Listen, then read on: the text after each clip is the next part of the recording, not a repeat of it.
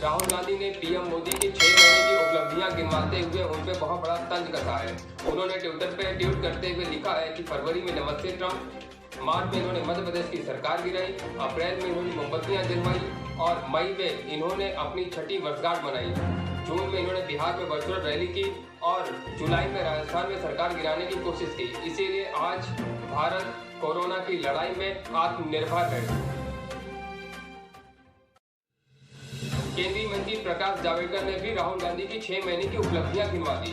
उन्होंने ट्विटर पर ट्वीट करते हुए कहा कि इन्होंने फरवरी में शाहीन बाग और दिल्ली में दंगे, मार्च में इन्होंने सिंधिया और मध्य प्रदेश की सरकार खोली, अप्रैल में इन्होंने मजदूरों को भड़काया और मई में अपनी हार की 6ठी वर्षगांठ मनाई और जून में इन्होंने चीन की वकालत की और जुलाई में राजस्थान का विनाश कर दिया।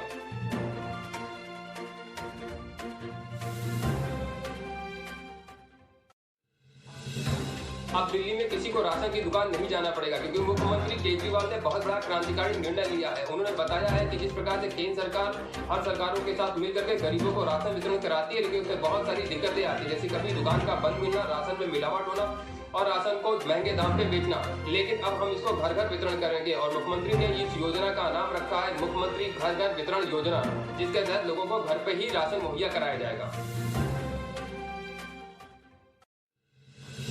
जिस प्रकार के दुनिया के सारे वैज्ञानिक इस वक्त कोरोना की वैक्सीन बनाने में लगे हुए हैं, उसी वक्त ब्रिटेन के ऑक्सफोर्ड यूनिवर्सिटी के जो वैज्ञानिक हैं उन्होंने बहुत बड़ी उपलब्धि हासिल की है और उन्होंने कोरोना की वैक्सीन बनाई है और इस वैक्सीन का उन्होंने ह्यूमन ट्रायल भी किया है। इसके दौरान उन्होंने पाया कि ह्यूमन का जो इम्यूनिटी सिस्टम है वो विकसित हुआ है, अर्थात रोग प्रतिरोधक की क्षमता बढ़ी है।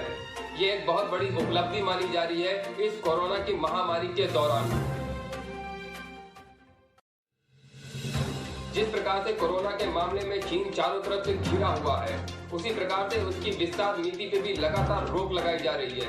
ब्रिटेन के प्रधानमंत्री ने हांगकांग की प्रत्यार्पण संधि को निलंबित कर दिया है। इसको देखते हुए चीन का बहुत बड़ा बयान आया है। उसने कहा है कि अगर उसके आंतरिक मामले में इसी प्रकार से हस्तक्षेप होता रहा तो इसके लिए ब्रिटेन को बहुत बुरे परिणाम भुगतने पड़ सकते हैं।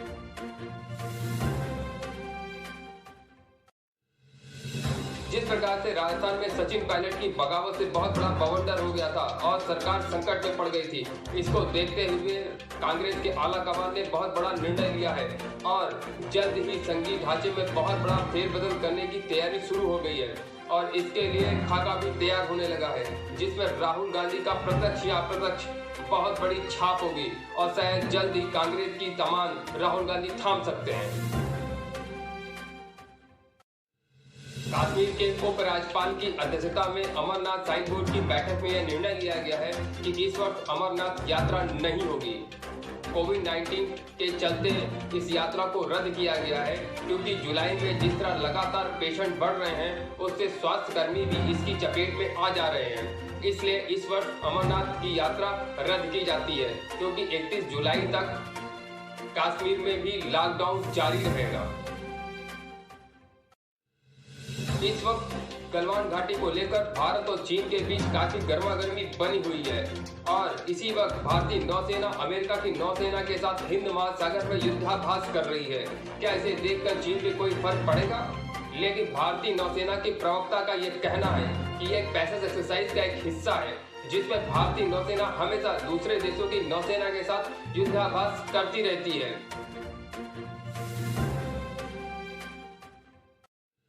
कांग्रेस महासचिव प्रियंका गांधी ने उत्तर प्रदेश के मुख्यमंत्री योगी आदित्यनाथ से बहुत तीखा हमला किया है।